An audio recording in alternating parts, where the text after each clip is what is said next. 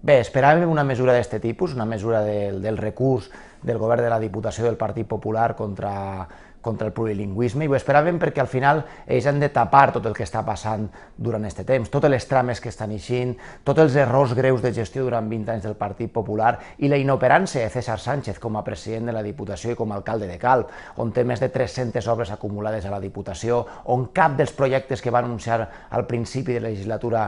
s'estan fent, bàsicament una gestió inexistent que tapen amb una guerra constant amb el govern valencià. Com a representant dels pobles, de les comarques del sud, com a pare també d'un xiquet i una xiqueta, el que tinc és molta pena, no? Molta pena per veure com un projecte lingüístic per a que els nostres fills i filles aprenguen en valencià, aprenguen en castellà i aprenguen en anglès, continua tapant-se per la guerra lingüística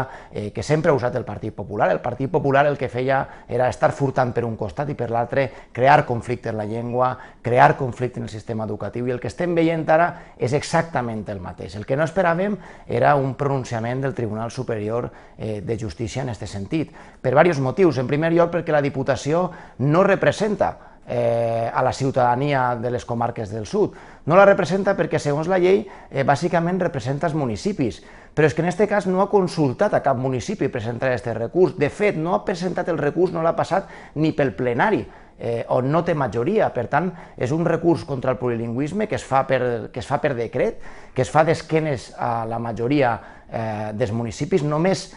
tenen menys del 40% dels vots a la demarcació de la província d'Alacant, i el que fan és paralitzar un sistema educatiu de forma molt greu, no? En el pronunciament del Tribunal Superior de Justícia el que diu que ho fa per evitar un perjudici, i en concret parla del perjudici que representa que alguns alumnes tinguen certificacions lingüístiques europees. És a dir, que per evitar aquest perjudici el que fa és que cap xiquet i xiqueta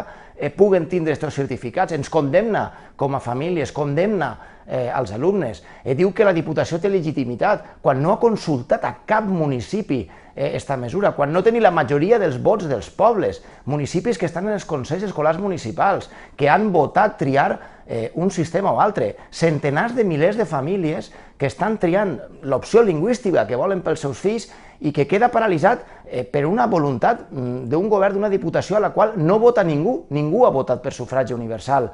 al president de la Diputació. Algú ha preguntat a la Diputació de València, per exemple, algú ha preguntat a la Diputació de Castelló. És que paralitza tot un territori per una voluntat política d'un Partit Popular que bàsicament s'ha dedicat a les trames corruptes, que s'ha dedicat a gestionar malament, que César Sánchez, que porta més de 10 anys en València, siguent assessor